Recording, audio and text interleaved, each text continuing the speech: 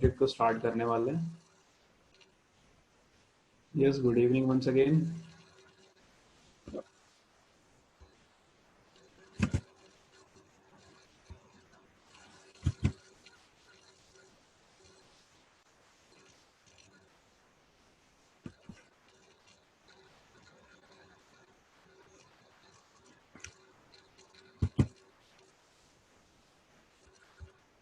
Okay, so let's start the subject.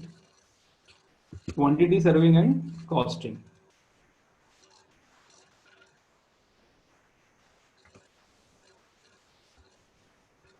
Wait a second.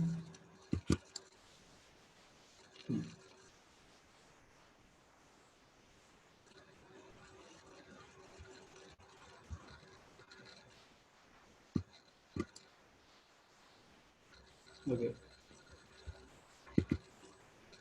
अच्छा, आवाज सभी को आ रही है और स्क्रीन सबको दिख रही है ना? कोई इशू तो नहीं? वॉइस कम आ रही है? वॉइस कम तो मैं अभी धीरे ही बोल रहा था, है ना? अब शायद सही आ रही होगी। तो कोई इशू नहीं? Yes yes, okay, good.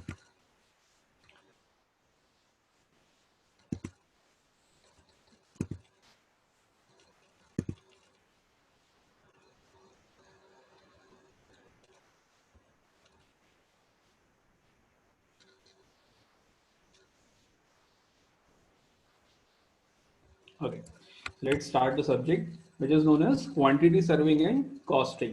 भाई इसको हम quantity serving क्यों नाम दे रहे हैं?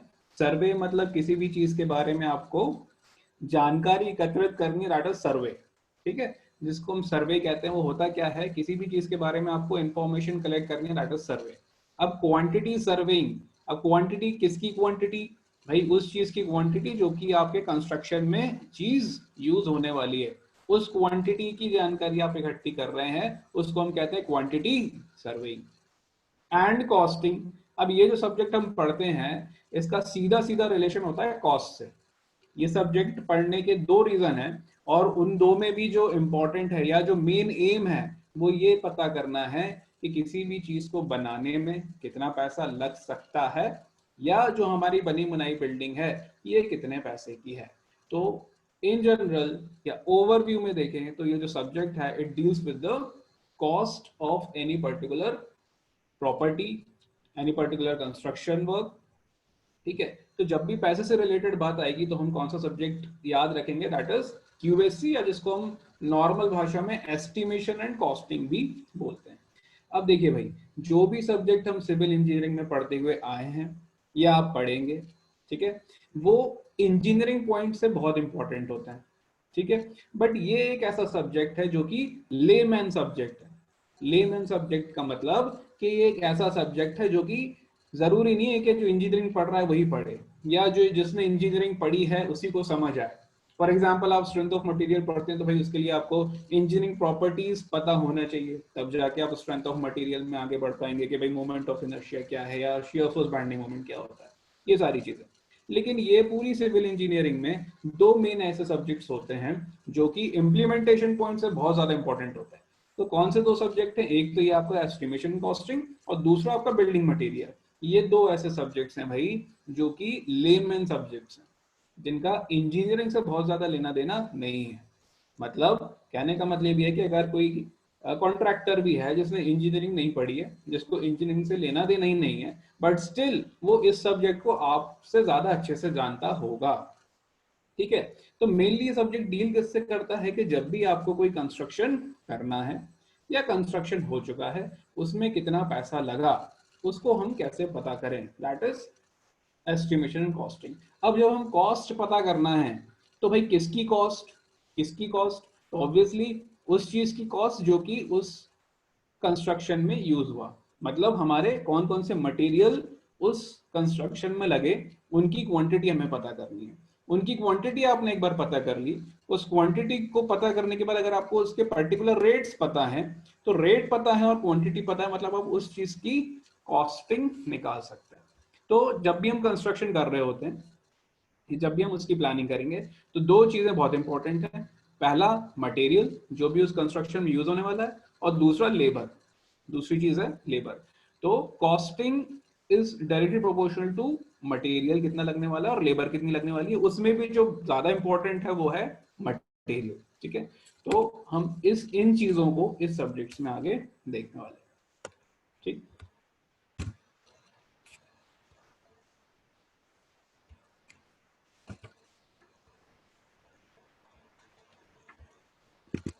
चलिए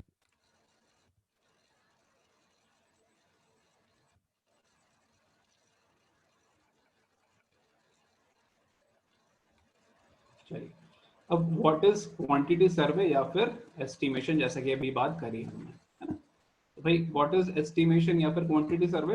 इट इज एस्टिमेट है क्या? Basically estimate is the anticipated और प्रोबेबल कॉस्ट ऑफ वर्क। अब भाई ऑब्वियस सी बात है, जब हमें कोई भी कंस्ट्रक्शन का काम करना है उसके पहले हमें उसकी कोई कॉस्ट निकालनी पड़ती है।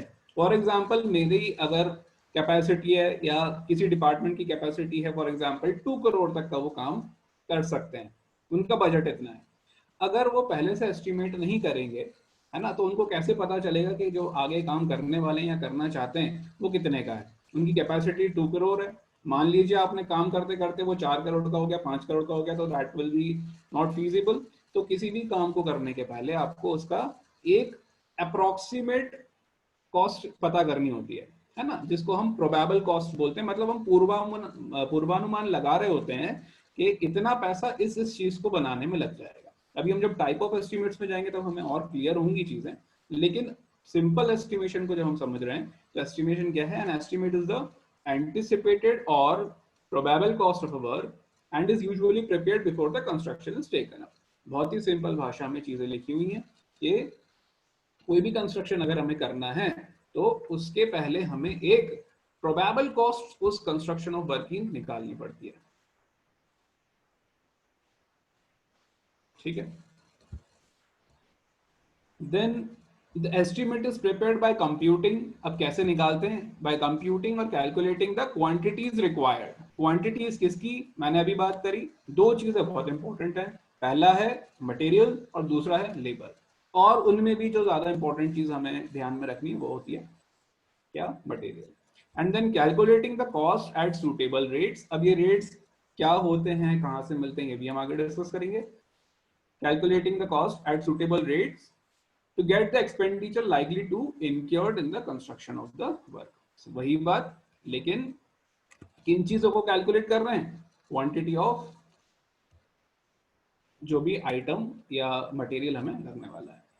In general estimate is a document. क्या है भाई एस्टिमेट या एस्टिमेशन क्या है? It is a document which furnishes the quantities of different work involve, their rates and the expenditure anticipate in a project. तो ये जो लाइन लिखी हुई है, ये लाइन सब कुछ कह रही है। व्हाट इज एस्टिमेट भाई? It is, it includes or it furnish quantities of different works involved, उनका क्या रेट है, और जब इन दोनों को आप मल्टीप्लाई करेंगे तो that will be the amount और एक्सपेंडिचर जो कि आप एंटिसिपेट करेंगे, है ना। एंटिसिपेट मतलब पहले से कुछ पता कर लेना, दैट इज एंटिसिपेशन, ठीक। तो ये बेसिक आइडिया है बिहाइंड एस्टिमेशन कि हम एस्टिमेशन में करना क्या चाहते हैं, क्लियर? ओके,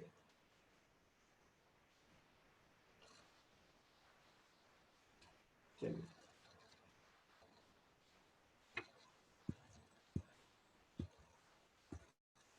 अब देखिए भाई ऑब्जेक्टिव क्या है, what is the objective of estimation, ठीक। तो the primary objective of an estimate is to enable one to know the beforehand the cost of work। वही बात जो अभी बोली कि आपको कोई काम करना है, फॉर एग्जांपल आपकी कैपेसिटी है 20 lakhs, तो आप पहले से पता कर पाए कि ये जो काम आप करने वाले हैं इसमें कितना खर्चा हो सकता है।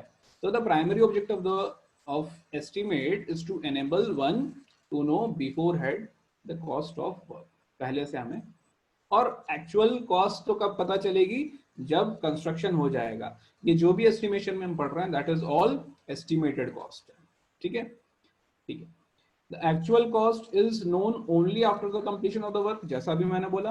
कि एक्चुअल कॉस्ट तो आपको तब पता चलेगी जब काम खत्म हो जाएगा। उस केस में आपको मटेरियल रिक्वायर्ड कितना रहा, लेबर कितनी लगी, फिर एक्स्ट्रा चार्जेस कितने रहे, सारा सब कुछ मिला के जब आप कंस्ट्रक्शन खत्म होने के बाद जब उसका काउंट करेंगे, then you will get the actual cost. ठीक। अब अगर एस्टिमेट आपने बहुत अच्छे से, that means if you have prepared the estimate carefully and correctly, there will be not much difference in estimated cost and actual cost of work।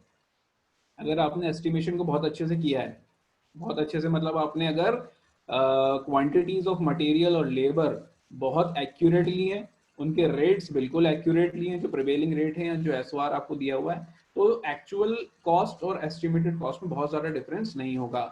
Difference तो होगा, ऐसा कभी नहीं हो सकता कि एस्टिमेटेड कॉस्ट और एक्चुअल कॉस्ट बराबर आ जाए, 100% तो ऐसा कभी नहीं हो सकता। बट हाँ, अगर आपने एस्टिमेशन को बहुत अच्छे से किया है तो फिर उनमें जो डिफरेंस है वो बहुत कम होगा। ठीक है, तो आखिरी लाइन में ये लिखा हुआ है। तो ऑब्जेक्टिव हम समझ चुके हैं एस्टिमेशन का क्या है। एस्टिमेशन का ऑब्जेक्टिव है कि भाई पहले से उस चीज या जो भी कंस्ट्रक्शन होने वाला है उसका एक प्रोबेबल कॉस्ट हमें पता चल जाए। Clear? Okay, then moving next, necessity क्या है, जरूरत क्या है। अब भाई जो ऑब्जेक्टिव है उसी में नेसेसिटी छुपी हुई है कि जब तक हमें पता नहीं चलेगा कि किसी भी काम को करने में हमें कितना पैसा लगना है, तब तक हम उस काम को शुरू नहीं कर सकते। तो वहीं से उसकी नेसेसिटी भी पता चलती है। तो estimates give an idea of the cost of the work and hand it's feasibility can be determined. मतलब ये काम हम कर सकते हैं कि नहीं कर सकते, that is whether the project could be taken up with in the funds available और नॉट। तो ये उसकी जरूरत है पता करने की, ये एस्टिमेशन क्यों किया जाता है, that is this. Estimate is required to invite the tenders and quotations and to arrange contract। जब quotations बुलाए जाते हैं या टेंडर बुलाए जाते हैं तो एक एस्टिमेटेड अनुमानित राशि उस दर पर लिखी हुई होती है। तो वो अनुमानित राशि कैसे निकाली जाए उसके लिए भी हमें पहले से एस्टिमेट बनाना पड़ता है। ठीक है, कि so and so is the estimated cost of this tender.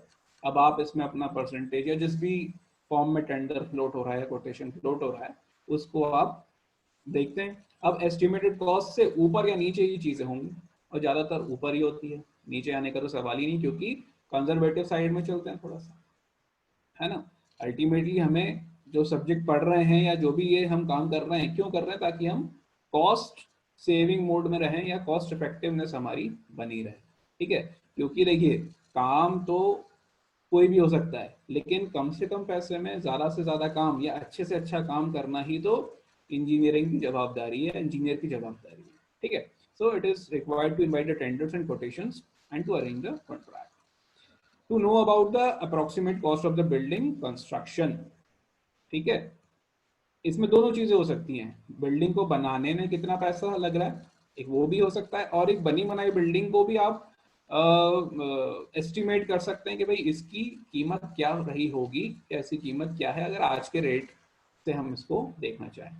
तो दोनों तरीके से हम उसका कॉस्ट एनालिसिस कर सकते हैं। ठीक है, तो these are the necessity of estimation. Estimation करने की क्या जरूरत है। ओके,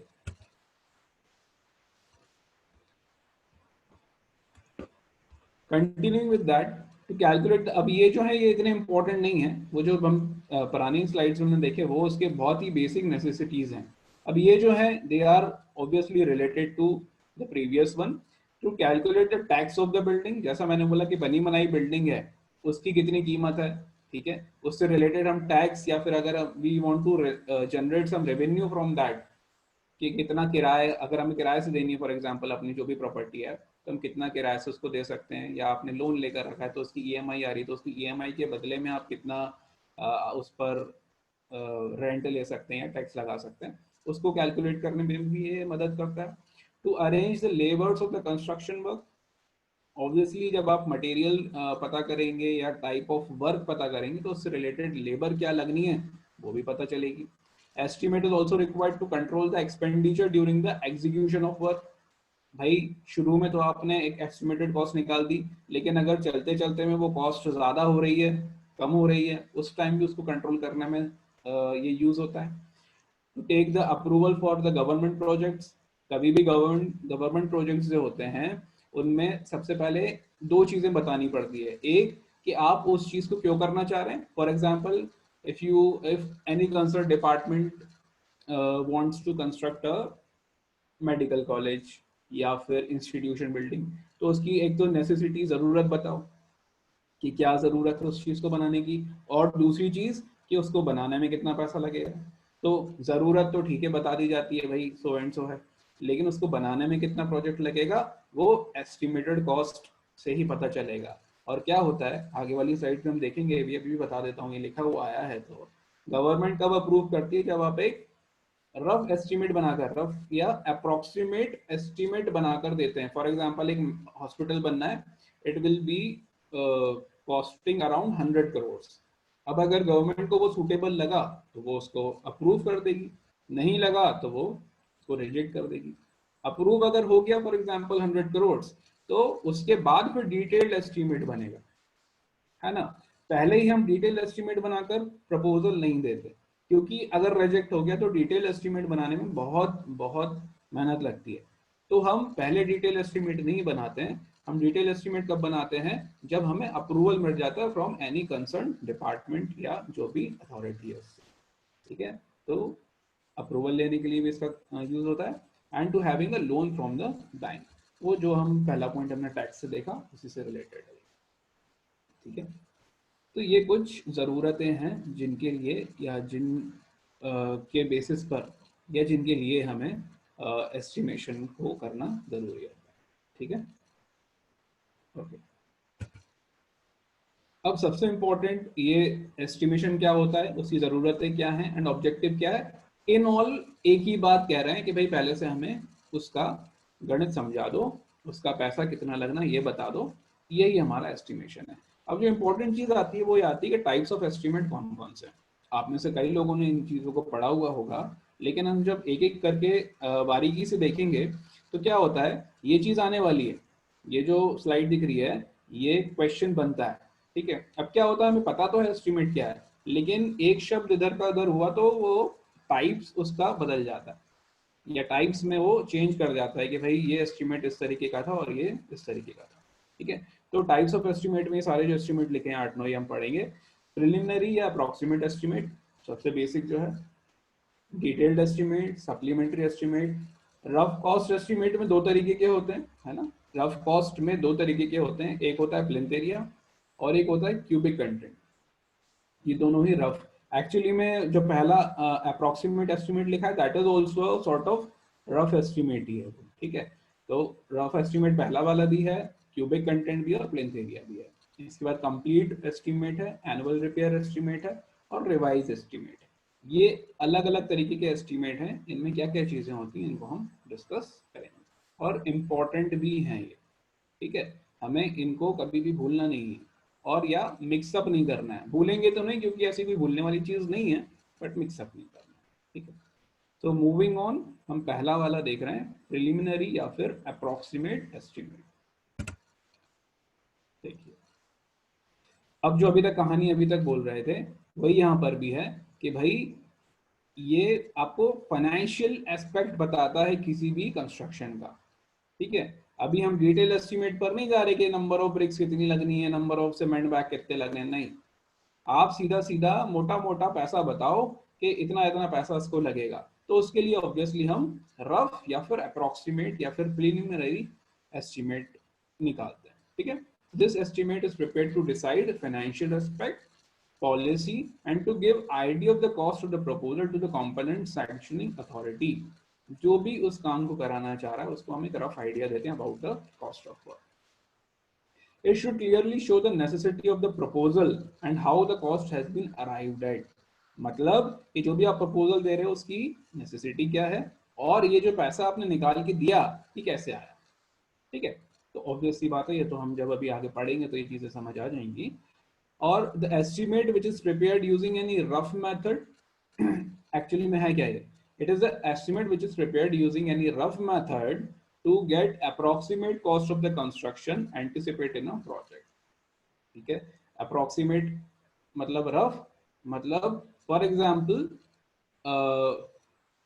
आपको बनाना है G+2 बिल्डिंग, ठीक है, सो एंड सो एरिया आपको पता है, हाइट आपको पता है, तो आप एक जनरल अंदाजे से, है ना, या जो भी प्रिवेलिंग रेट चल रहा है उसके अंदाजे से आप एक एस्टिमेट बना देंगे, ठीक है, और उसको कहेंगे दिस इज अप्रोक्सीमेट एस्टिमेट।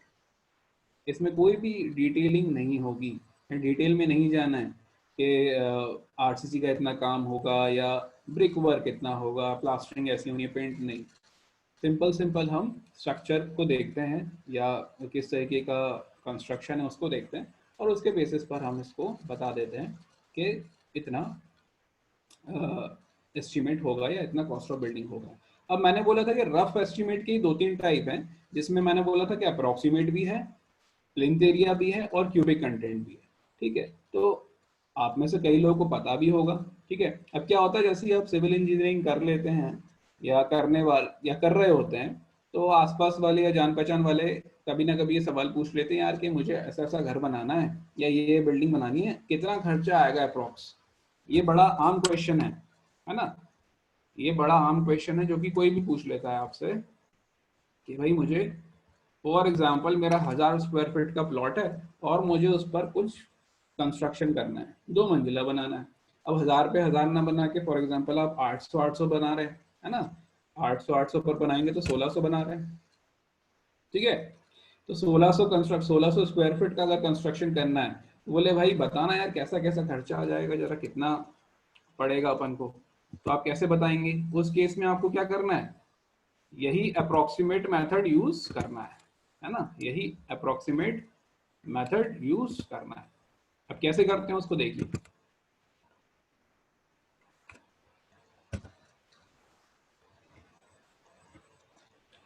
देखिए यही हम आगे भी पढ़ रहे हैं अभी, है ना। जब प्लेन्थ एरिया पर आएंगे तो it is sort of plinth area जो मैं बता रहा हूँ आपको, plinth area. For example somebody told you और आस्क्ड यू कि भाई मेरा जो प्लॉट एरिया है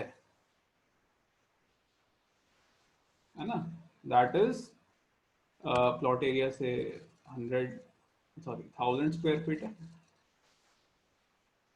ठीक है। आप बना रहे हैं उसको 2 स्टोरी, सो से फॉर एग्जांपल कंस्ट्रक्टेड एरिया या एरिया ऑफ कंस्ट्रक्शन जो भी है, सो 800 है ना। मैं दो इसलिए बता रहा हूँ कि आगे के लिए मिल है, ठीक है। 1600 स्क्वायर फीट का आपको कंस्ट्रक्शन करना है। अब इसमें कुछ नहीं करना है, if you know this area, और आपको अभी का रेट अगर पता है, ये जरूर पता रखना है, अभी का रेट अगर पता है। तो फॉर एग्जांपल अगर आप किसी कॉन्ट्रैक्टर से या जानकार से पूछेंगे तो पूरे बनाने कंस्ट्रक्शन कॉस्ट बता रहा हूँ, है ना, वो बताएगा फॉर एग्जांपल 1100 टू 1300 रुपीज में बात कर रहे हैं, रुपीज पर स्क्वायर फीट, ठीक है। ये रफ, ये सब कुछ क्या चल रहा है, अप्रोक्सीमेशन है ना, ऐसा एक्चुअल नहीं।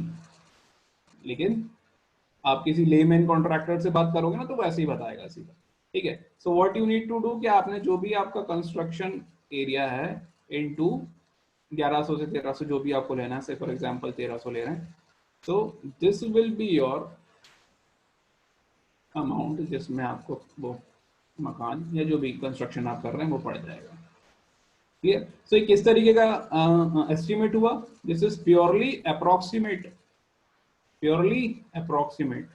हमने कुछ नहीं देखा कि कितना अमाउंट ऑफ मटेरियल लगना है, कैसी लेबर लगनी है, कुछ भी नहीं देखा।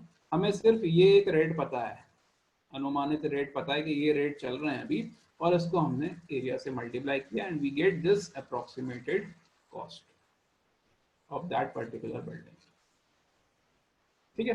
तो इस तरीके से हम क्या करते हैं, अप्रोक्सीमेट एस्टिमेट करते हैं, क्लियर है ना, सिंपल सी चीज है। चलिए,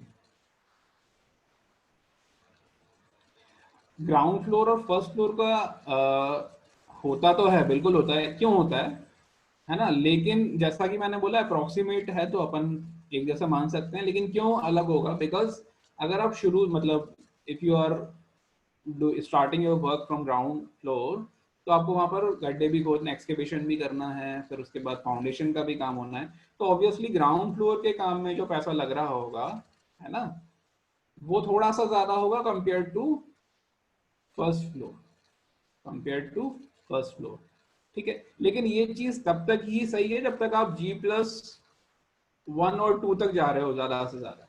इससे ज्यादा जब आप जाओगे ना, अभी हम आगे पढ़ेंगे भी, इससे ज्यादा आप जाओगे तो फिर ऊपर रेट बढ़ने लगते हैं। क्यों बढ़ने लगते हैं? क्योंकि फिर स्कैफोल्डिंग के खर्चा है ना। स्कैफोल्डिंग मतलब जो हम बाड़ा बांधते हैं, ठीक है, या फिर आजकल मशीन्स आ गई हैं तो क्रेन का जो खर्चा है, ठीक है, ये सारी चीजें बढ़ने लगती हैं जब आप G+2 के ऊपर जाते हैं तो। लेकिन अगर हाँ ग्राउंड फ्लोर फर्स्ट फ्लोर की बात कर रहे हैं तो ऑब्वियसली ग्राउंड फ्लोर बनाने में ज्यादा खर्चा आएगा compare to first floor. But if you go above G+2 तो फिर बाकी दूसरी चीजों के खर्चे बढ़ने लग जाते हैं, and in that case higher you go the more you need to pay, है ना, वो चीज आ जाती है। ठीक है विवेक?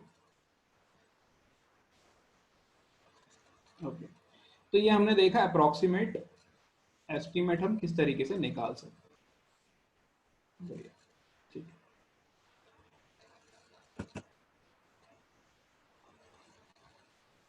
इसके बाद दूसरा जो एस्टिमेट है that is rough cost estimate based on plinth area. ये वही चीज है जो अपन ने पिछली स्लाइड में देखी, ठीक है, बेस्ड ऑन प्लेन्थ एरिया। आपने क्या किया? प्लेन्थ एरिया निकाल लिया। अब प्लेन्थ एरिया जब निकलता है तो वो चीज आपको इस स्लाइड में सिर्फ ध्यान रखने वाली है कि प्लेन्थ एरिया होता क्या है। ये सारे एरियाज हम पढ़ेंगे, प्लेन्थ एरिया क्या है, कारपेट एरिया क्या है, फ्लोर एरिया क्या है, सारे एरियाज हम पढ़ेंगे क्योंकि ये बहुत कॉमन है और पता होने भी चाहिए। ये मैंने सब्जेक्ट बताया कि this subject is not only important for competitive exam, but आप कोई भी काम कर रहे हो रिलेटेड टू कंस्ट्रक्शन, आपको इस सब्जेक्ट की जानकारी होना बहुत ज़्यादा ज़रूरी है। आपकी नौकरी लग जाए, आप इंजीनियर बन जाओ, आप सरकारी में काम कर रहे हो, एंड दैट केस ऑल्सो आपको इस सब्जेक्ट की जानकारी सबसे ज़्यादा होना ज़रूरी है, ठीक है। तो हर चीज़ को बहुत ध्यान से समझना है, ठीक है, ऐसा समझना है कि हमें डायरेक्टली जाके काम ही करना है। Okay, so plinth area of the building means L into B, है ना, जो भी प्लॉट एरिया है आपका, आपने L इंटू बी किया, you will get the plinth area. अब एक्सक्लूडिंग, अब यहाँ पर क्या, excluding plinth offset, excluding plinth offset, for example this is your plot area, है ना, इस पर ही आपने प्लिंथ डाली हुई है, पूरे पर बनाया फॉर एग्जांपल। अब इसके बाहर जो भी चीज निकालेंगे आप, है ना, इस प्लिंथ के बाहर जो भी प्रोजेक्शंस अगर आप निकाल रहे हैं, these projections will not be included in plinth area, है ना, एक्सक्लूडिंग प्लिंथ ऑफसेट। प्लिंथ के बाहर अगर प्रोजेक्शंस निकाल रहे हैं तो वो इंक्लूड नहीं होंगे, ठीक है, उनको फिर आप अलग से, अगर ज्यादा बड़े हैं तो फिर उनका एस्टिमेशन अलग से करना पड़ेगा। Clear? The estimates are prepared on the basis of plinth area of the various building proposed to be constructed. और estimate कैसे निकलेगा? Estimate is calculated by multiplying the area by plinth area rate. ये वही चीज जो अभी हमने पुरानी या पिछली स्लाइड में करी, एरिया हमने निकाल दिया था, और प्लिंथ एरिया रेट जो भी प्रिवेलिंग रेट डिपेंड करता है, सिटी पर डिपेंड करता है, लोकेशन पर डिपेंड करता है, अलग अलग जगह पर अलग अलग प्लिंथ एरिया रेट होते हैं। तो जो भी रेट है उसको आप एरिया से मल्टीप्लाई करेंगे and you will get the this rough cost estimate, ठीक है। अब देखिए ये इंपॉर्टेंट लाइन लिखी हुई है यहाँ पर, courtyard and other open area should not be included in the plinth area, ठीक है। For example if this is your plinth area, if this is your plinth area और बीच में कोर्टयार्ड आंगन बना हुआ है ना, मींस इस पर छत नहीं डली है, जहां पर छत नहीं डली है उस एरिया को आप इसमें कवर नहीं करेंगे, ठीक है। जिस एरिया पर छत नहीं डली है वहां पर प्लिंथ एरिया कवर नहीं होगा, मींस कोर्टयार्ड या फिर जो भी अदर ओपन एरियाज हैं, they should not be included in plinth area. ये इंपॉर्टेंट लाइन है यहाँ पर। बस बाकी की चीज हम पिछली स्लाइड में देख चुके हैं कि प्लिंथ एरिया एस्टिमेशन हम कैसे करते हैं।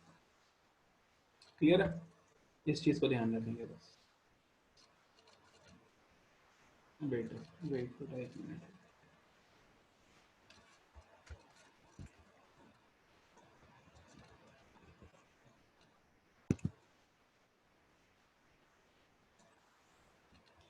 Balcony will not come in the plinth area, लेकिन अगर उसका प्रोजेक्शन ज्यादा है तो फिर अलग से उसका एडिशन करेंगे, है ना, अलग से करेंगे। बालकनी क्योंकि इट इज ऑफसेट हो गया ना, ऑफसेट को नहीं लेना, ऑफसेट को नहीं लेना और ओपन एरिया को नहीं लेना, है ना। इसके बाद जो भी बच रहा है that will come into this.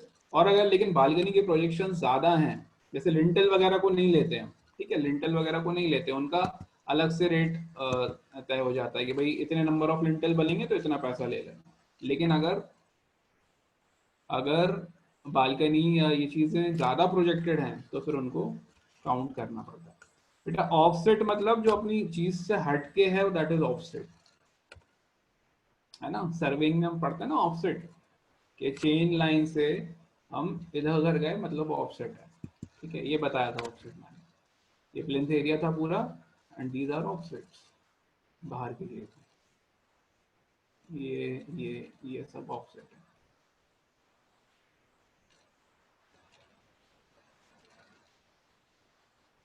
Courtyard बेटा, कोर्टयार्ड इज नथिंग बट जो आंगन होता है ना घर में, दैट इज कोर्टयार्ड। वो खुला होता है, उसके ऊपर छत नहीं होती है, तो जब छत नहीं है तो उस एरिया को आप कवर नहीं कर सकते ना, उसके ऊपर तो कुछ बनना ही नहीं है, तो उसके आप पैसा कैसे लगा सकते। जो चीज ओपन है that can not be included in that area, ठीक है।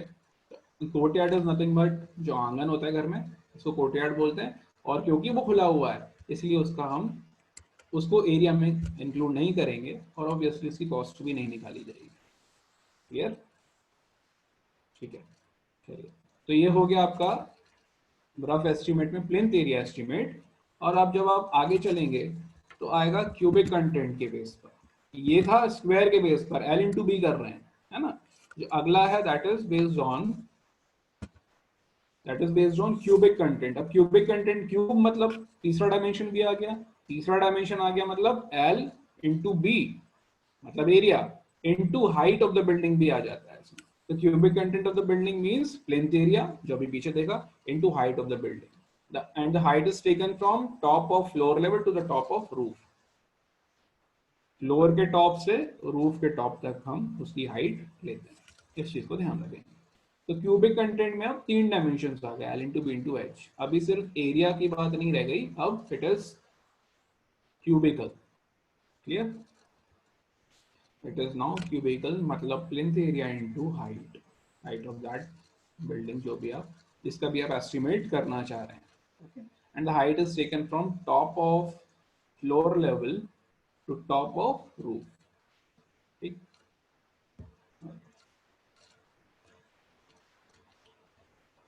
चलिए, the next is the cubic content of the proposed building are multiplied with cubic rate arrived at for the similar construction, ठीक है। अभी क्यूबिक रेट कैसे आए कि भाई इसी तरीके का एक काम हो चुका था उससे हमने रेट निकाल लिए। कैसे निकाले, ये टोटल कॉस्ट ऑफ कंस्ट्रक्शन जो भी हुआ था डिवाइडेड बाय क्यूबिक कंटेंट।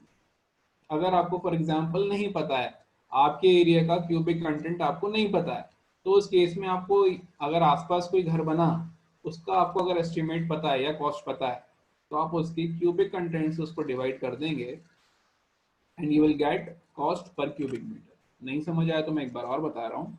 एक मिनट, इसमें कुछ क्वेश्चन पूछा है, फाउंडेशन कैसे इंक्लूड होगा इसमें क्यूबिक मीटर वाले में। बेटा अभी फाउंडेशन की बात नहीं हो रही, जब हम डिटेल एस्टिमेट में जाएंगे ना, जब हम डिटेल एस्टिमेट करेंगे तब फाउंडेशन आएंगे, है ना। अभी हम किसी भी पर्टिकुलर जो डिस्क्रिप्शन है या आइटम ऑफ वर्क उसको नहीं देख रहे, ठीक है, कि कॉलम बीम मैसनरी वॉल इन सबको नहीं देख रहे, फाउंडेशन कुछ भी नहीं। ये सब कब आएंगे, जब हम डिटेल्ड एस्टिमेट करेंगे तब आएंगे। क्लियर, ठीक है। तो भाई मैंने बोला कि अगर आपको अपने एरिया का क्यूबिक कंटेंट रेट नहीं पता होगा ऑब्वियसली, तो क्या करेंगे कि अगर आपके आसपास कोई घर बना, उसी लोकेशन की बात हो रही है बिकॉज ये चीजें लोकेशन के हिसाब से वेरी करती हैं, चेंज होती हैं, तो वहां पर जो भी कंस्ट्रक्शन हुआ है उसकी कितनी कॉस्ट लगी और उसका क्यूबिक कंटेंट कितना था। अगर ये दो चीजें आपने पता कर ली तो cost divided by cubic content करोगे तो you will get what, cost per cubic metre, cost per cubic metre. अगर आपको ये पता चल गया तो इसके बेसिस पर आप कोई दूसरी बिल्डिंग का एस्टिमेट तुरंत कर सकते हैं, ठीक है। अब क्या हो गया, अब क्या हो गया, एल इंटू बी के साथ हाइट भी आ गई, वेट, L इंटू बी के साथ हाइट भी आ गई।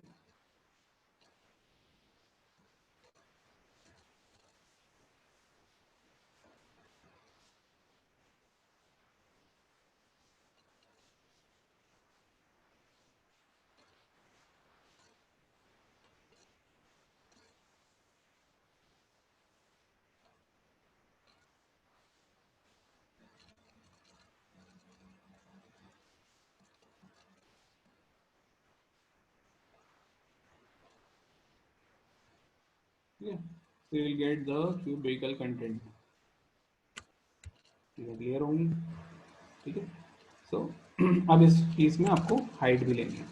एक बार आपको क्यूबिक रेट पता चल गया और क्यूबिक मीटर में आपको चीजें पता चल गई, अगेन वही काम करना है। ठीक है, cubic into rate, cubic rate जो भी है, so you'll get the cost। अब ऑब्वियसली अगर आप पुराने मेथड से इसको कंपेयर करेंगे स्क्वायर वाले से, तो ऑब्वियसली ये वाला मेथड थोड़ा सा ज्यादा एक्यूरेट होगा।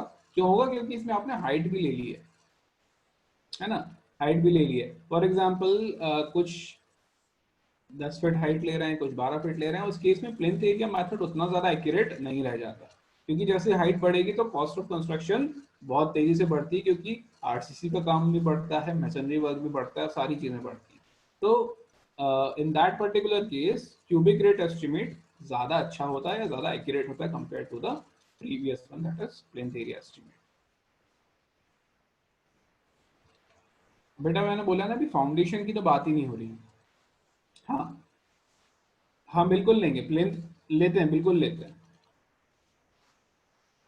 बिल्कुल लेते हैं, फाउंडेशन का कॉस्ट भी लेते हैं, है ना। वो एक जनरल आइडिया आपको दे रहा है जिसमें कि एक्सकेवेशन भी इंक्लूड है, आपका फाउंडेशन भी इंक्लूड है, बिल्कुल जुड़ा हुआ है सर। अब अदर देन कुछ होगा, फॉर एग्जांपल डीप एक्सकेवेशन है या पाइल फाउंडेशन डाल रहे हैं, उस केस में वो सारी चीजें अलग हो जाती हैं, लेकिन जो जनरल चीजें हैं वो उसमें जुड़ी हुई है। अगर चीजें बदल रही हैं मतलब अगर कोई स्पेशल केसेस हैं तो फिर उनके लिए अलग वो सारी चीजें डिटेल एस्टिमेट में आएंगी। And obviously in that particular case जो आपका अप्रोक्सीमेट एस्टिमेट है और जो डिटेल्ड एस्टिमेट है उसमें काफी वेरिएशन होगा। ये बनी हुई बात है कि अगर कोई स्पेशल केसेस बनते हैं जैसे कि पाइल फाउंडेशन डीप एक्सकवेशन करना है या पाइल फाउंडेशन डालना है, इन दैट केस आपका डिटेल्ड एस्टिमेट अलग होगा, अप्रोक्सीमेट से अलग तो होता ही है लेकिन काफी बदल जाएगा। बेटा क्यूबिक रेट आपको लोकेशन वाइज डिपेंड करता है ना, और जो हमारा काम, जैसे अगर घर की बात करूँ ना, ये जो अप्रोक्सीमेट एनालिसिस चल रहा है जो हम कर रहे हैं, ये इन जनरल जो रेसिडेंशियल बिल्डिंग है उसका रेट मैंने बताया। अलग अलग टाइप की जो बिल्डिंग्स होंगी, इंस्टीट्यूशन बिल्डिंग अलग होगी, हॉस्पिटल की अलग होगी, ये अलग अलग रेट हैं। जो मैंने 1100 से 1300 आपको बताया rate, that is for residential building. Building क्या, वो भी ज़्यादा से ज़्यादा G+2, उससे ज़्यादा नहीं। मैंने बोला G+2 से आप ज़्यादा जाएंगे तो फिर चीज़ें बदलने लगेंगी। एंड ऑब्वियसली ये सारी चीज़ें लोकेशन पर डिपेंड करती हैं, है ना, बिकॉज लोकेशन पर आपको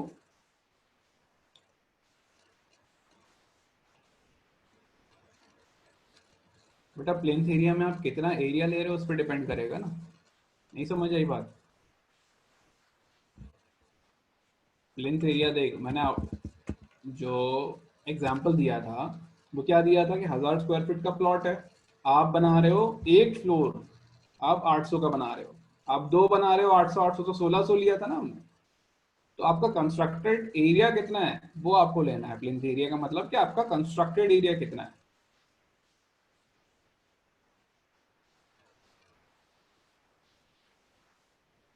ठीक है, प्रेजेंट बेटा प्रेजेंट रेट ही बताए थे मैंने, 1100 1300, 1300 1350, ये भोपाल के रेट बता रहा हूँ।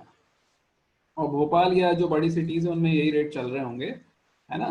और आप छोटी जगह पर जाओगे तो थोड़ा सा अंतर इनमें आ जाता है, और मेट्रो सिटीज में जाओगे तो ऑब्वियसली रेट बढ़ जाएंगे।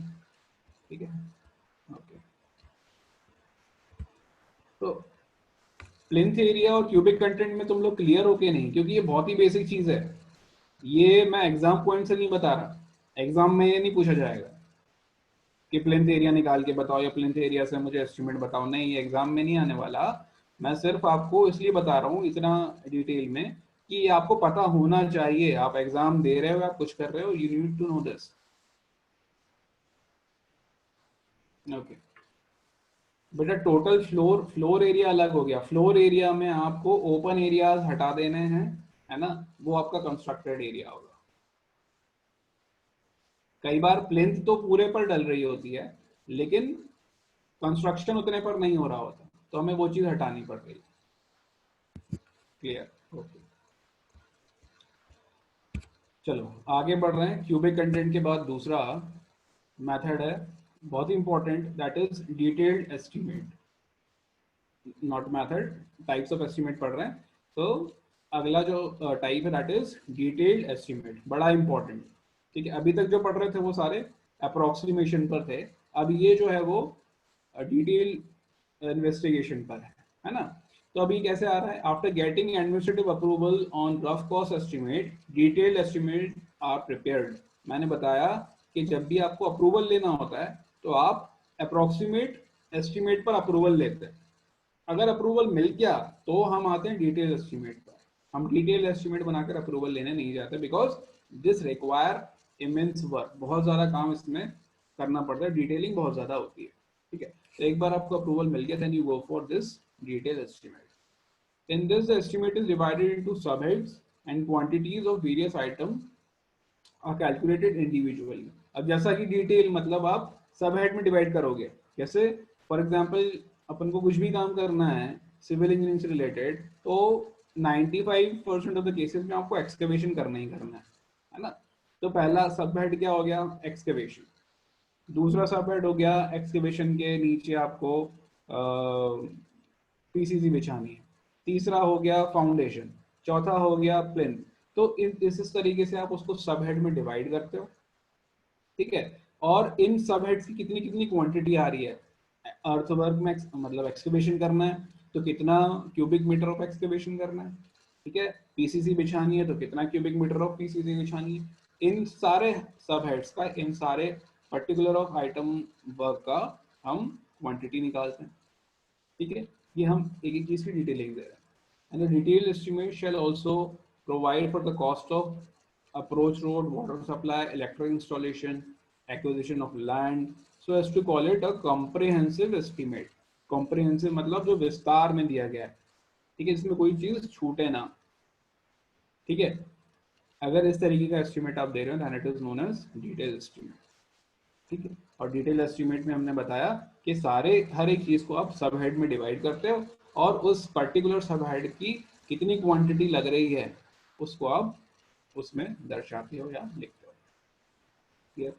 इसको दो तरीके से हम या दो भागों में इसको हम करते हैं, तो कौन कौन से हैं वो देख लेते हैं डिटेल एस्टिमेट को। तो it is prepared in two stages. पहले में आप क्या करते हो, details of measurement and calculation of quantities. ठीक है, मतलब डिटेल्स ऑफ मेजरमेंट का मतलब वही है जो सब हेड में हम क्वांटिटीज निकाल रहे हैं। ये फॉर एग्जांपल ब्रिक वर्क करना है। ठीक है, तो this cubic metre of brick work. ठीक, तो इतना क्यूबिक मीटर ब्रिक वर्क हो गया। प्लास्टरिंग है, इतनी प्लास्टरिंग हो गई। अर्थ वर्क है, इतना अर्थ वर्क हो गया। ये सारा आप डिटेल मेजरमेंट करते हो, उनकी क्वांटिटीज निकालते हो। उसके बाद आप क्या करते हो, एब्स्ट्रैक्ट ऑफ एस्टिमेटेड कॉस्ट, मतलब इसका एब्स्ट्रैक्ट बनाते हो। ठीक है, एब्स्ट्रैक्ट कैसे बनाया जाता है, ये टेबल दिख रहा है दैट इज एब्स्ट्रैक्ट। जो भी आप एस्टिमेटेड कॉस्ट निकाल रहे हो उसका एब्स्ट्रैक्ट है। ठीक है, एक तरीके से आप उसको समराइज कर रहे हो। क्लियर? इसको मैं लिख के बता देता हूँ, एक मिनट।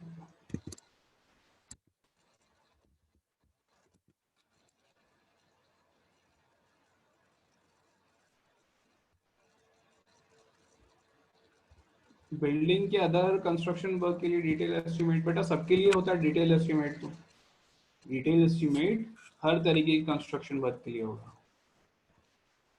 है ना। अब देखिए, ये एब्स्ट्रैक्ट बना हुआ है। ठीक है, फॉर एग्जाम्पल मैंने काम जो किए हैं उनको मैं कैसे लिखूंगा, देखो ये एब्स्ट्रैक्ट का टेबल बना हुआ है। इसको हमने दे दिया। ये जो आइटम नंबर लिखा हुआ है ना बेटा, ये एसओआर में आपको आइटम नंबर गिवन रहता है, ठीक है। For example excavation in soft soil. अब एक्सकेवेशन में भी अलग अलग अलग तरीके के एक्सकेवेशन है। Excavation in soft soil, excavation in rock, excavation in red mud soil, अलग अलग तरीके के एक्सकेवेशन के अलग अलग रेट होते हैं, ठीक है। तो ये आइटम नंबर जो है वो आपको कहाँ से मिलता है? SOR. SOR means schedule of rates. क्या होता है हम आगे चल के पढ़ेंगे।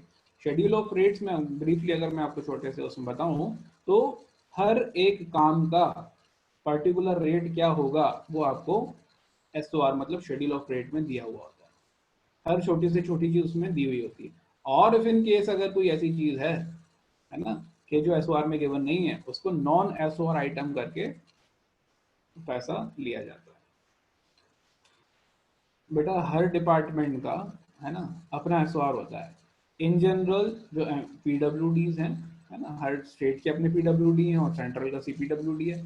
तो जो भी पीडब्ल्यूडी होते हैं या जो भी कंसर्न डिपार्टमेंट है वो अपना एसओआर तैयार करते हैं।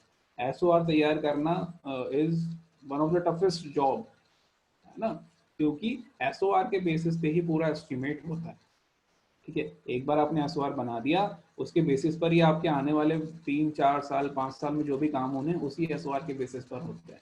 क्योंकि एक बार ऐसा नहीं है कि आज एसओआर बना दिया, अगले महीने फिर बना रहे हैं, अगले साल फिर बना रहे हैं, ऐसा नहीं होता, है ना। तो एसओआर बनाना अपने आप में बड़ा काम है, ठीक है।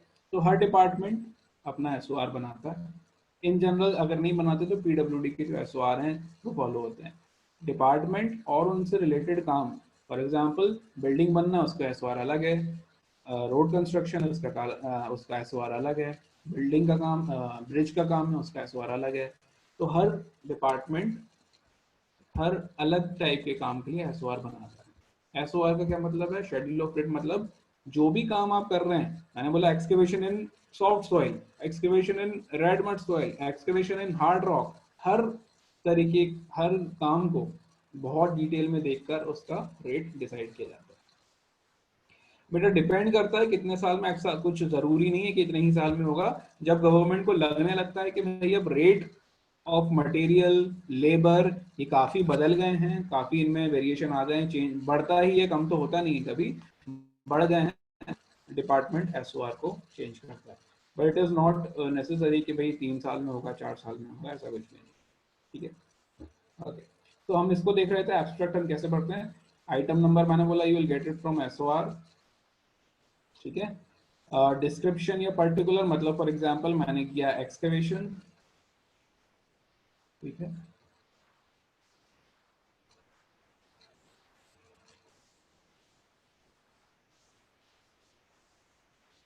क्वांटिटी जितना भी आपने किया, फॉर एग्जांपल से इट इज 10.5 यूनिट, किस यूनिट में चल रहा है तो मेट्रिक यूनिट ही चलती है ज्यादातर, तो cubic metre.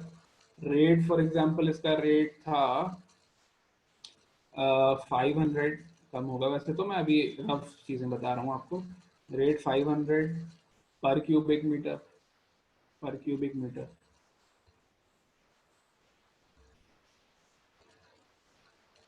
Wait properly work नहीं कर रहा, एक सेकंड में था।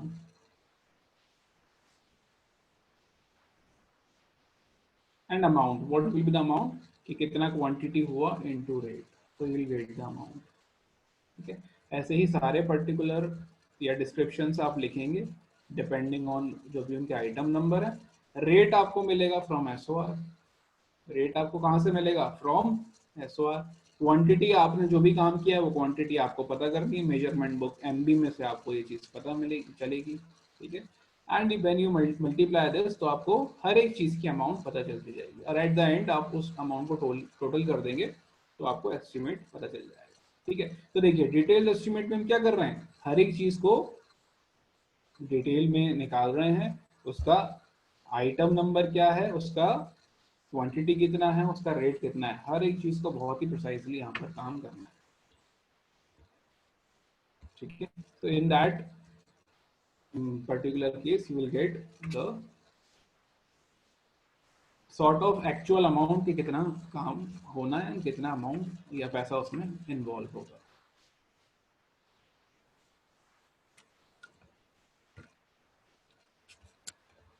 हाँ बेटा, इन जनरल प्लेन्थ एरिया रेट चलता है।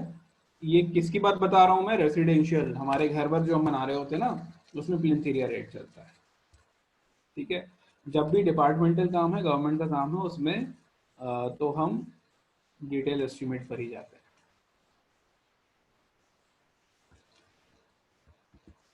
ठीक,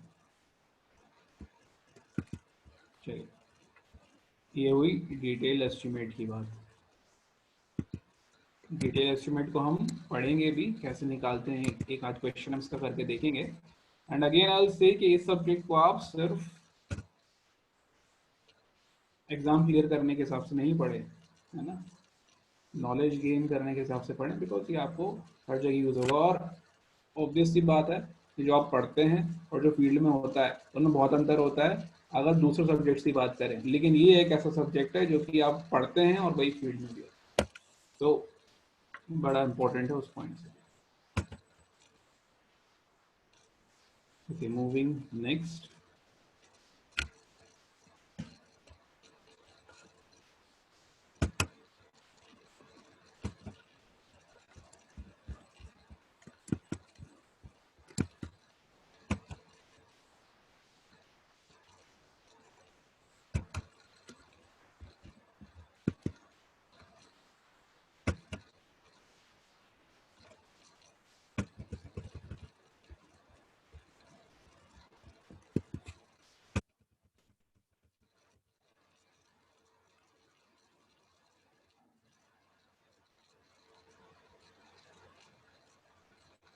यहाँ तक क्लियर है? यहाँ तक कोई डाउट तो नहीं?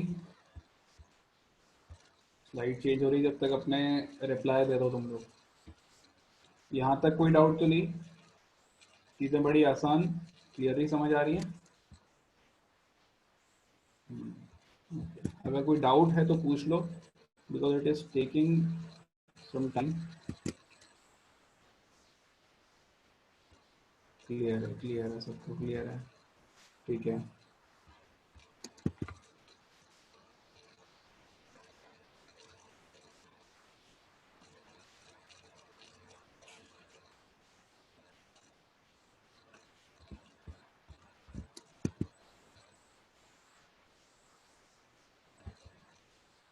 चलिए, इसके बाद जो नेक्स्ट एस्टिमेट है,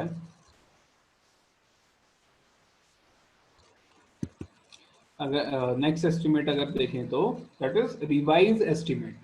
रिवाइज एस्टिमेट अब क्या है भाई, कि आपने एक बार एस्टिमेट बना के दे दिया, है ना, अगर उस एस्टिमेट में कुछ चेंजेस हो जाते हैं, कुछ चेंजेस से मतलब आपको ये जो परसेंटेज लिखा हुआ है वो ध्यान रखना पड़ेगा।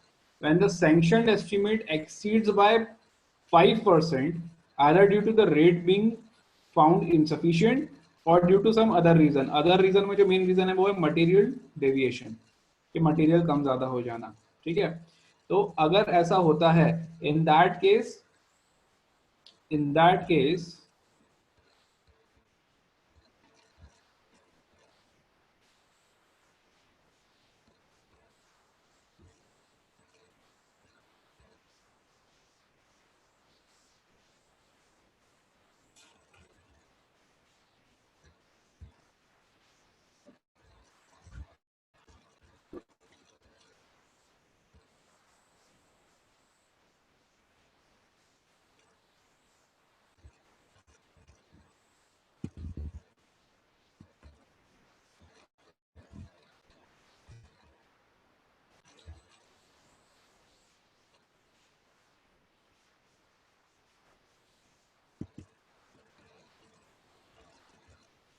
वेट बेटा, जस्ट वेट।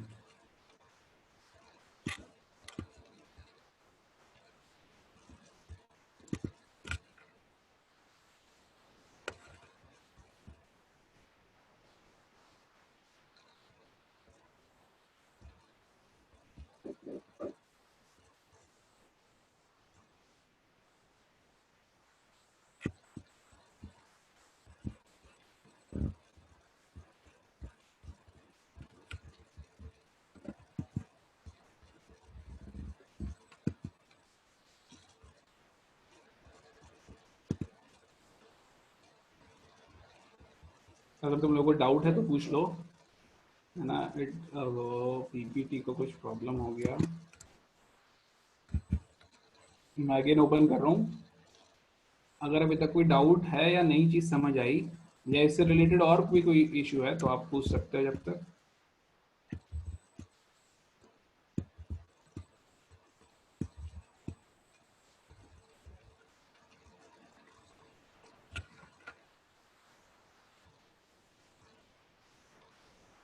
बिल्डिंग पे टैक्स कैसे लगता है? बेटा बिल्डिंग पे जो टैक्स है ना वो उसकी हम पहले उसकी कॉस्टिंग पता करते हैं, है ना।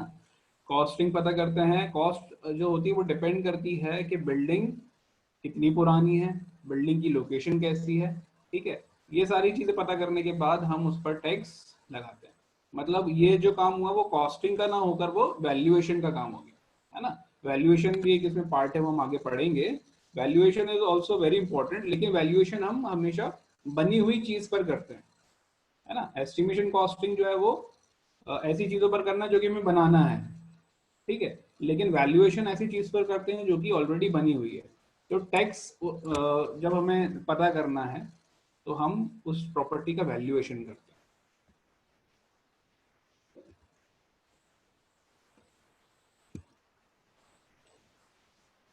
Acquisition of land. Acquisition of land बेटा मतलब कि लैंड को आप अधिग्रहण कर रहे हो, ठीक है। फॉर एग्जांपल गुड़गांव है, एनसीआर रीजन जो भी है ना, या भोपाल के आसपास या जो भी बड़ी सिटीज होती हैं उनके आसपास के जो गांव होते हैं ना वो धीरे धीरे डेवलप होने लगते हैं, ठीक है। तो क्या करते हैं भाई, जब आप स्पेस कम होने लगा तो आपको जगह चाहिए। जगह चाहिए तो आप लैंड को उससे जो भी उसका मालिकाना हक रखता है उससे आप लोगे। तो land acquisition is nothing but जमीन अधिग्रहण। Land acquisition is nothing but जमीन अधिग्रहण, ठीक है। और वो ज्यादातर केस में कब होता है, जब आपको डेवलपमेंट करना हो रहा है, ठीक है। बाकी तो जो लैंड है वो गवर्नमेंट का है ही, लेकिन जब आपको एक्सपेंशन करना है, डेवलपमेंट करना है हॉरिजॉन्टल डायरेक्शन में, है ना, हॉरिजॉन्टल डायरेक्शन में जब डेवलपमेंट करना है उस केस में हम लैंड एक्विजिशन या लैंड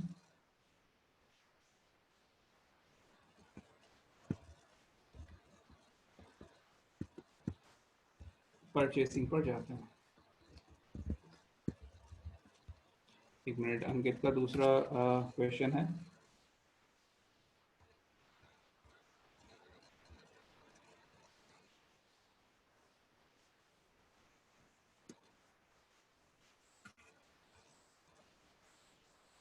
हाँ बेटा, रिवाइज एस्टीमेट जो होता है ना, जो अभी हम पढ़ रहे हैं, अभी आएगी स्लाइड फिर से।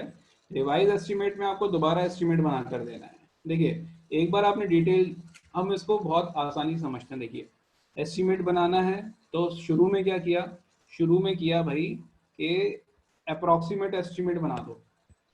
अप्रोक्सीमेट बनाने के बाद क्या किया, अप्रूवल मिल गया तो डिटेल बना दो। अब डिटेल में कुछ कमी आ गई, है ना। कमी आ गई का मतलब कि अगर डिटेल्ड एस्टीमेट का जो पैसा है वो 5% से ज्यादा वेरी कर रहा है या और ऊपर निकल गया, उस केस में आपको क्या करना है, डिटेल्ड एस्टीमेट बनाना पड़ेगा। क्योंकि भाई 5% से ज्यादा का जो कॉस्ट है वो कोई बियर नहीं कर सकता। उस केस में आपको क्या करना है, उस केस में आपको रिवाइज एस्टीमेट बनाना पड़ेगा, ठीक है। बोला कि 5% से ज्यादा कॉस्ट अगर बढ़ जाती है, सैंक्शन कॉस्ट से 5% ज्यादा अगर बढ़ जाती है, उस केस में आपको रिवाइज करना है। तो रिवाइज करना मतलब पूरा रिवाइज होगा, फिर वो नया एस्टीमेट बनेगा, ठीक है। और उसी से जुड़ा हुआ या उसी के जैसा एक और एस्टीमेट होता है, that is known as supplementary estimate. तो सप्लीमेंट्री एस्टीमेट में हम दोबारा एस्टीमेट नहीं बनाते, जो हमारा सैंक्शनड एस्टीमेट होता है उसी के साथ एक और एस्टीमेट जोड़ दिया जाता है। उसको बनाने की आवश्यकता कब पड़ती है वो भी हम देख रहे हैं ना।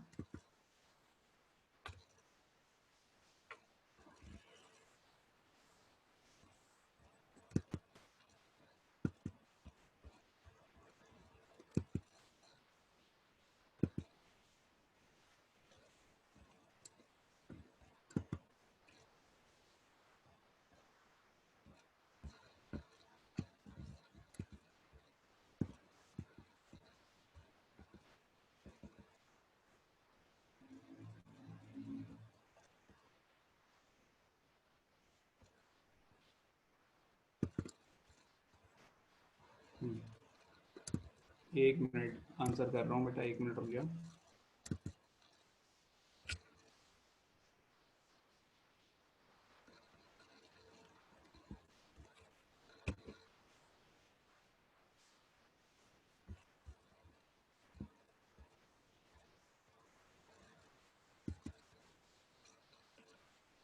पता कैसे चलेगा सर कि 5% बढ़ गया है?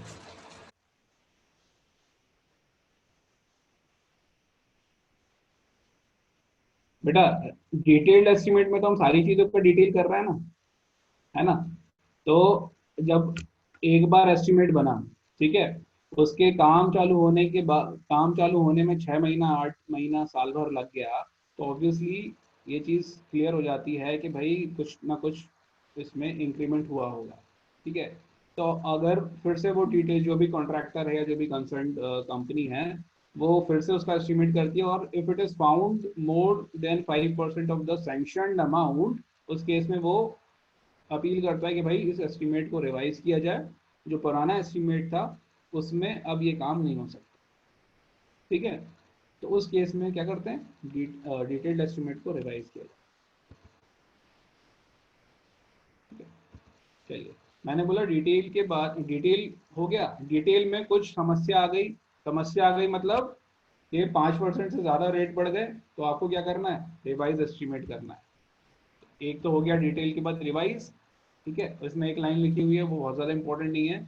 A comparative statement on the last page of the estimate is attached giving therein the reason of the increase of cost in case of each item.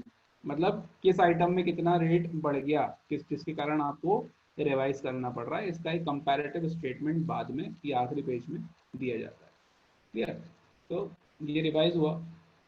और डिटेल के बाद एक सप्लीमेंट्री एस्टिमेट भी होता है। सप्लीमेंट्री क्या है कि भाई डिटेल एस्टिमेट में कोई चीज नहीं इंक्लूड हो पाई, या फिर बनते बनते में बाद में कोई चीज आ गई कि भाई इसको भी इंक्लूड करना है।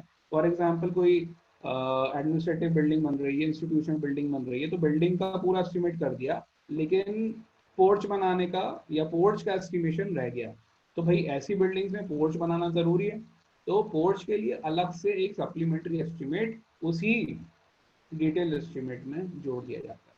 ठीक है, तो सप्लीमेंट्री एस्टिमेट ऐसे एस्टिमेट्स होते हैं जो कि ऐसे कामों के लिए बनाए जाते हैं जो कि बाद में इंक्लूड हुए, ठीक है, और जिनको बनाना जरूरी है।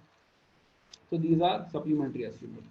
तो हम अप्रोक्सीमेट बना लिया था सैंक्शन के लिए, सैंक्शन हो गया तो डिटेल बना लिया, डिटेल में अगर परसेंटेज 5 से ज़्यादा बढ़ रहा है, ठीक है, या फिर मटेरियल में वेरिएशन हो रहे हैं, तो फिर हम रिवाइज एस्टिमेट करते हैं। और कोई ऐसी चीज़ जो कि डिटेल में रह गई थी लेकिन बनाना ज़रूरी पड़ रही है, उसके लिए हम सप्लीमेंट्री एस्टिमेट यूज करते हैं। क्लियर? तो सप्लीमेंट्री एस्टिमेट, रिवाइज की स्लाइड एक मिनट बता देता हूँ।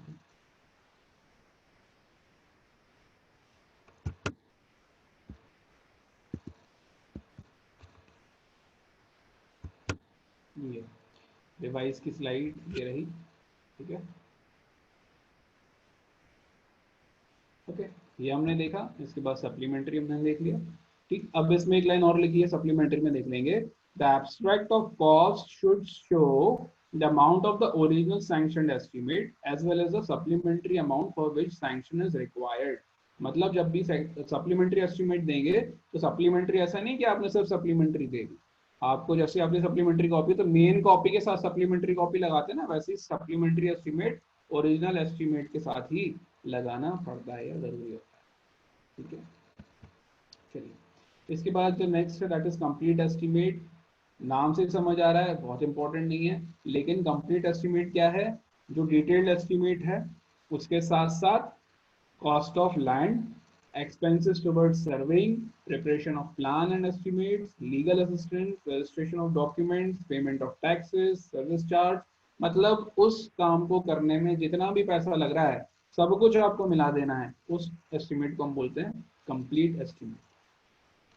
ठीक है, डिटेल्ड एस्टिमेट में आप सिर्फ जो कंस्ट्रक्शन के काम थे आपको, आपने उन्हीं को इंक्लूड किया है, बट कंस्ट्रक्शन के अलावा भी बहुत सारी चीजें होती हैं जो कि आप उसमें इंक्लूड नहीं कर रहे होते हैं। तो कंप्लीट एस्टिमेट में वो सारी चीजें हैं, क्या क्या है वो आपकी स्क्रीन पर आपको दिख रहा होगा। जैसे कि कॉस्ट ऑफ लैंड है, सर्वे आपने कराया, लीगल असिस्टेंस हैं, रजिस्ट्रेशन ऑफ डॉक्यूमेंट हैं, टैक्सेस भरना है, दुनिया भर के जो भी चार्जेस लग रहे हैं वो सारे मिलाकर आप जब आप डिटेल एस्टिमेट के साथ जोड़ देंगे then it will be a complete estimate. ठीक, ये सिर्फ पता रखने के लिए बहुत इंपॉर्टेंट नहीं है। क्लियर, यहाँ तक किसी को डाउट नहीं होगा आई गेस। ठीक है, इसके बाद next is annual maintenance estimate. ठीक है, एनुअल मेंटेनेंस या फिर एनुअल रिपेयर एस्टिमेट, तो AR एस्टिमेट या AM एस्टिमेट के नाम से भी इसको लिखा जाता है।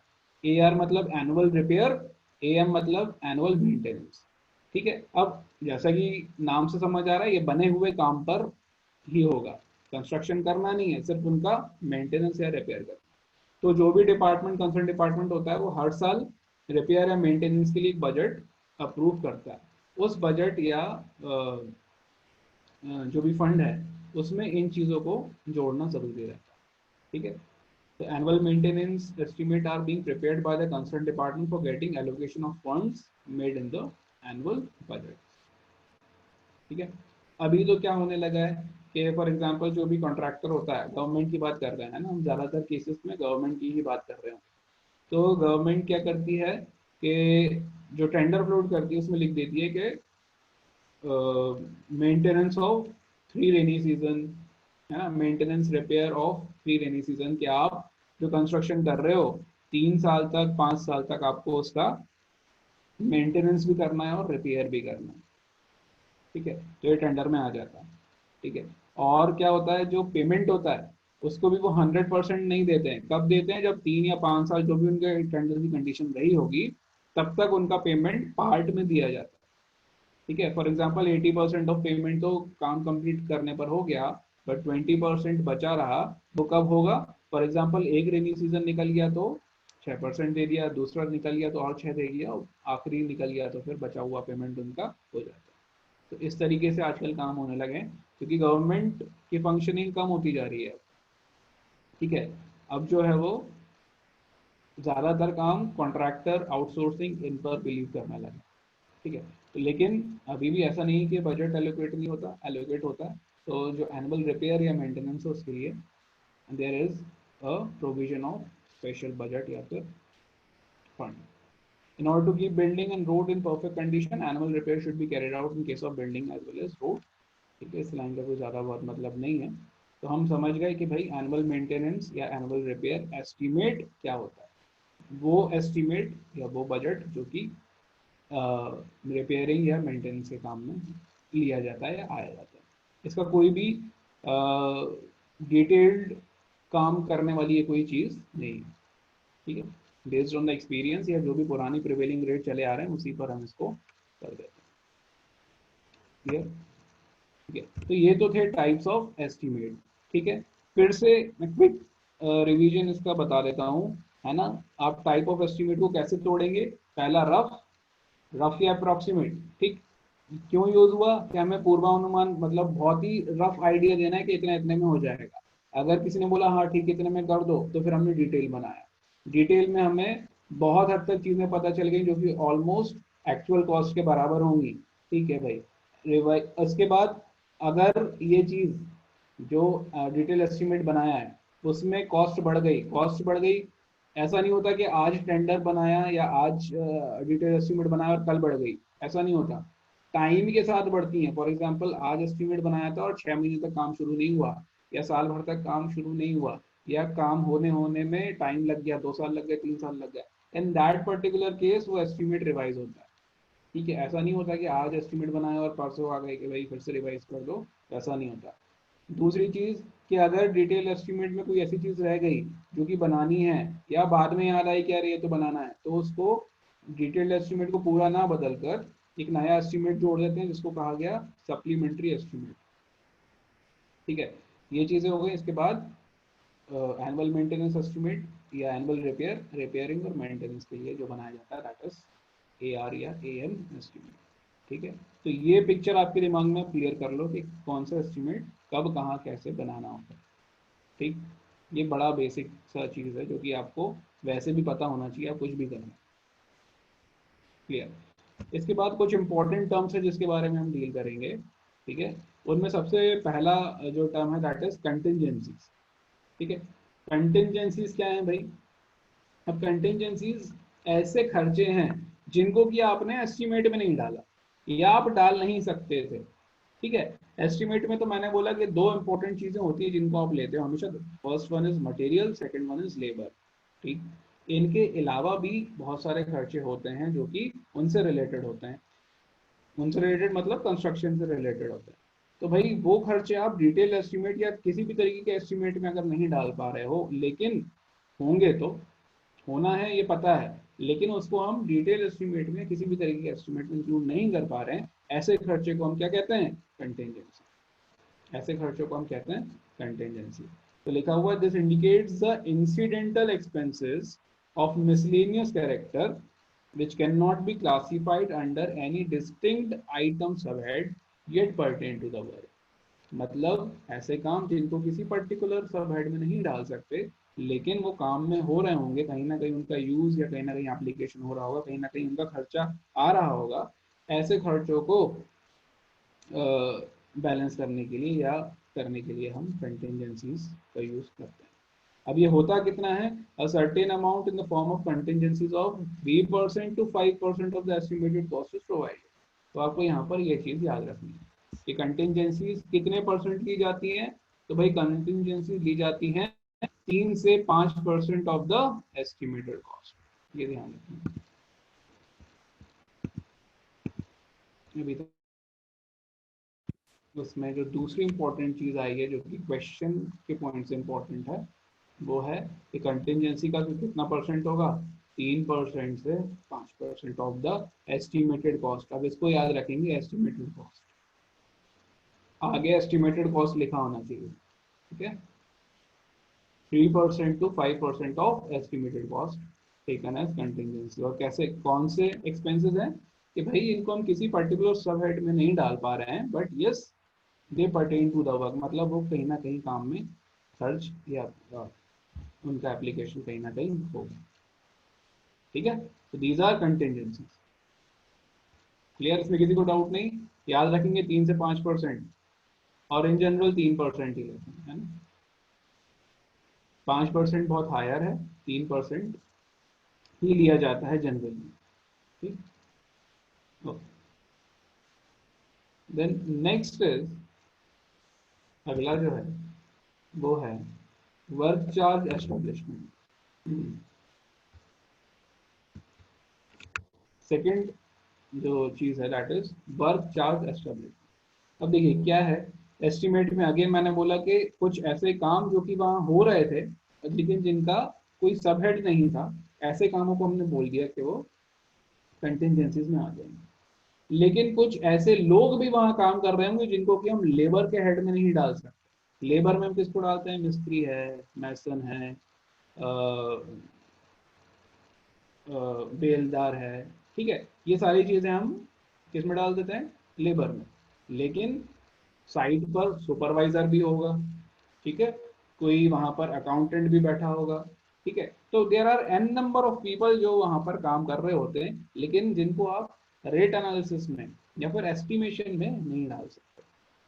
तो ऐसा लोगों का खर्चा कहाँ से आएगा? तो उसके लिए बनाया गया वर्क चार्ज एस्टेब्लिशमेंट। ठीक है, so it is the establishment which is start to work directly। किनको मिलता है या कैसे आता है ये? During the construction work certain number of employees are required। ठीक है, ऑब्वियसली सारा काम मिस्त्री लेबर ये तो कर ही रही है, तो कंस्ट्रक्शन का काम है, लेकिन दूसरे भी काम वहां पर हो रहे होते हैं related to the site only, जिन पे दूसरे एम्प्लॉयज लगे हुए होते हैं। ठीक है, तो उनकी सैलरी कहाँ से आएगी? And the salaries are paid from the amount of work charge. ठीक है, तो साइट पर या कंस्ट्रक्शन एरिया में ऐसे लोग जो कि रेट एनालिसिस में नहीं इंक्लूडेड हैं, ऐसे लोगों का पैसा कहाँ से दिया जाता है? वर्क चार्ज एस्टेब्लिशमेंट से दिया जाता है। अब अगेन जो इम्पोर्टेंट चीज़ है याद रखने वाली है, वो है वो है कि इसको कितना लेना है। तो ये लेना है 1.5 से 2%। कितना लेना है भाई? 1.5 से 2%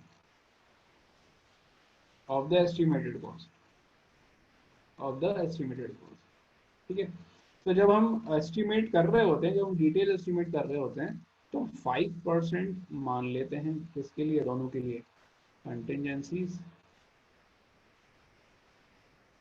एंड वर्क चार्ज एस्टेब्लिशमेंट। ठीक है, क्योंकि हमने कंटिजेंसी 3 से 5% माना था, मैंने बोला था 3% ज्यादा लिया जाता है, और यहाँ पर 1.5 से 2%, तो इसका 2%, मतलब सीधा सीधा 5% जोड़ देता है दोनों के लिए। किस किस में जोड़ देते हैं, ये किसका परसेंटेज होता है, ये एस्टिमेटेड कॉस्ट का। ठीक है, तो ये दोनों ऐसे खर्चे हैं जिनको हम किसी पर्टिकुलर सब हेड में नहीं डाल सकते, लेकिन यस वो खर्चे होंगे, हमें पता है, उनके लिए हम एक्स्ट्रा प्रोविजन देते हैं। एक हो गया कंटिजेंसीज, एक हो गया वर्क चार्ज एस्टेब्लिशमेंट। दोनों के परसेंटेज जरूर याद रखेंगे। क्लियर है, यहाँ तक किसी को डाउट नहीं? ठीक है, next is tools and plants, जो कि बहुत इंपॉर्टेंट नहीं है ना।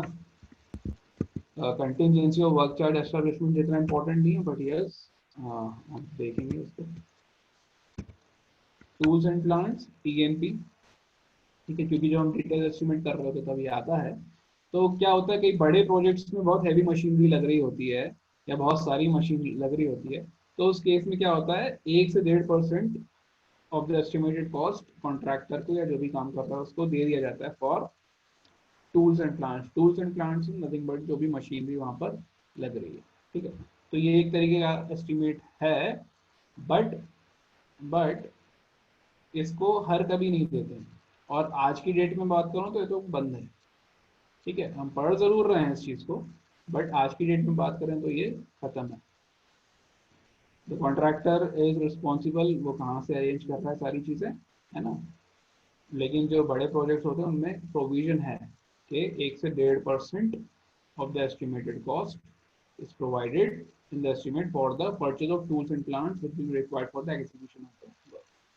पढ़ने में अभी भी पढ़ रहे हैं, बट यहाँ अगर हम प्रैक्टिकल इम्प्लीमेंटेशन की बात करें तो अभी ये नहीं दिया जाता।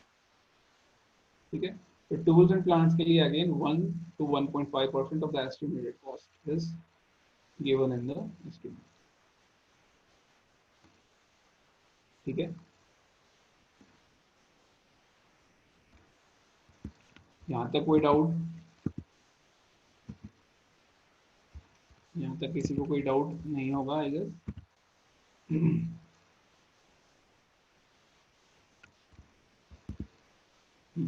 अच्छा, अभी तक जो भी पढ़ा उससे रिलेटेड कोई डाउट अगर है, उससे रिलेटेड मतलब इस सब्जेक्ट से रिलेटेड अगर तुम्हें कुछ भी अभी तक का डाउट है तो वो पूछ सकते हो। ठीक है, ये कुछ टेक्निकल टर्म्स जो हम पढ़ रहे हैं इनको हम कंटिन्यू रखेंगे कल की क्लास में भी, है ना। आज जैसे हमने पढ़ा कि कंटिजेंसीज क्या है, वर्क चार्ज एस्टेब्लिशमेंट क्या है, टूल्स एंड प्लांट्स क्या है। आगे हम देखेंगे कि बाथरूम फिटिंग्स या सैनिटरी और इलेक्ट्रिफिकेशन के लिए कितना परसेंटेज देना पड़ता है, सेंटेज चार्जेस क्या होते हैं, डिपार्टमेंटल चार्जेस क्या होते हैं। सेंटेज चार्ज या डिपार्टमेंटल चार्ज ऐसे चार्ज हैं जो कि एक डिपार्टमेंट किसी दूसरे डिपार्टमेंट से लेता है या चार्ज करता है। फॉर एग्जाम्पल, कोई बड़ा डिपार्टमेंट या सॉर्ट ऑफ कोई भी डिपार्टमेंट है, वो काम नहीं कर रहा है, वो अपना काम दूसरों से करवाना चाह रहा है। ठीक है, तो दूसरा डिपार्टमेंट पहले डिपार्टमेंट से कुछ पैसा चार्ज करता है, उस चार्ज को हम कहते हैं सेंटेज चार्ज या फिर डिपार्टमेंटल चार्ज। ठीक है, बहुत इंपॉर्टेंट नहीं है, इसलिए मैंने उसको स्लाइड में इंक्लूड नहीं किया, but yes if you want to see आप देख सकते हैं। सेंटेज चार्ज, CENTAG, और डिपार्टमेंटल चार्ज। इसमें मैंने क्या बोला, ये क्या चीज है कि भाई जब एक डिपार्टमेंट दूसरे डिपार्टमेंट से काम करा रहा है, ठीक है, फॉर एग्जांपल एक का काम एग्जीक्यूशन करना, लेकिन उसको प्लानिंग या डिजाइनिंग में काम नहीं आता या उसके इंजीनियर नहीं है, तो वो किसी दूसरे डिपार्टमेंट से बोल रहा है कि भाई हमारे प्लानिंग या डिजाइनिंग का काम कर दो, and for that particular work वो उससे पैसा ले रहा है। और इसमें क्या होता है, 10% to 20% लिया जाता है, बहुत हाई है। ठीक है, ये सेंटेज चार्ज या डिपार्टमेंटल चार्ज है, that is 10 to 20% of the estimated cost. ठीक है, मतलब जब एक डिपार्टमेंट दूसरे डिपार्टमेंट से कुछ काम कराना होता है उसको हम कहते हैं सेंटेज चार्ज या फिर departmental charge. Clear? Okay, tools and plans contingency का पार्ट हो सकते हैं क्या? नहीं बेटा, टूल्स एंड प्लान्स कंटिजेंसी का पार्ट नहीं हो सकते। कंटिजेंसी में बहुत छोटी छोटी चीजें होती हैं, है ना, जो कि आप जब रेट एनालिसिस में चीजें लिखते हो ना, वहां पर नहीं लिख सकते। ठीक है, ऐसी चीजें आप कंटिजेंसी में लाते हो, टूल्स एंड प्लान्स नहीं आएगा। टूल्स एंड प्लान्स तो काफी एक्सपेंसिव चीज हो जाती है। ठीक है, आजकल जो मशीनरी आ रही है वो बहुत एक्सपेंसिव है, उनको कंटिजेंसी में आप नहीं ले सकते। कंटिजेंसी एक बेसिकली सिंपल साधारण शब्दों में अगर समझे तो एक क्वेश्चन है। क्या है? एक क्वेश्चन है। ऑब्वियसली कभी भी साइट पर काम हो रहा होता है, वहाँ पर विजिट्स होती हैं, इंजीनियर्स की विजिट्स होती हैं, दुनिया भर के लोग आते हैं। ठीक है, तो उनका खर्चा कहाँ से निकालेंगे, है ना? I am not talking about bribe की बात नहीं कर रहा हूँ, लेकिन there are n number of expenses जो कि उस साइट पर हो रहे होते हैं, जो कि एस्टिमेट में नहीं दिए जा सकते, है ना? आप ही कल को आप अपना अज्यूम कर लीजिए, आप अपना घर बनवा रहे हैं, तो भाई सिर्फ रेत, गिट्टी, ईंट की कॉस्ट नहीं है, उधर दुनिया भर के आपको खर्चे लग रहे हैं। तो वो खर्चे कहाँ से आएंगे, है ना? वो उन खर्चों के लिए क्वेश्चन है कंटिजेंसी। ठीक है, टूल्स एंड प्लान्स बेटा उसमें इंक्लूड नहीं। हाँ, छोटा मोटा है तो वो उसमें बैलेंस हो सकता है, बट कंटिजेंसीज के अंदर कोई भी हेडिंग नहीं होती। ठीक है, कंटिजेंसी के अंदर कोई भी हेडिंग नहीं होती। ठीक है, यहाँ तक क्लियर है? कल हम इसी से आगे बढ़ेंगे, जो भी इम्पोर्टेंट इसकी डेफिनेशंस हैं, टर्म्स हैं, जो कि हमें एस्टिमेशन कॉस्टिंग में ज़रूरत पड़ती है, वो सारी चीज़ें देखेंगे। एंड हम कल देखेंगे कि अप्रॉक्सीमेट एस्टिमेट कैसे निकालना है और डिटेल्ड एस्टिमेट कैसे। ठीक है, कल हम क्वेश्चंस के फॉर्म में इन चीज़ों को समझेंगे। ओके, चलिए, so if there is no doubt, so will wind up today. कल इसी टाइम पर मिलेंगे। ठीक है, ओके भाई, थैंक यू।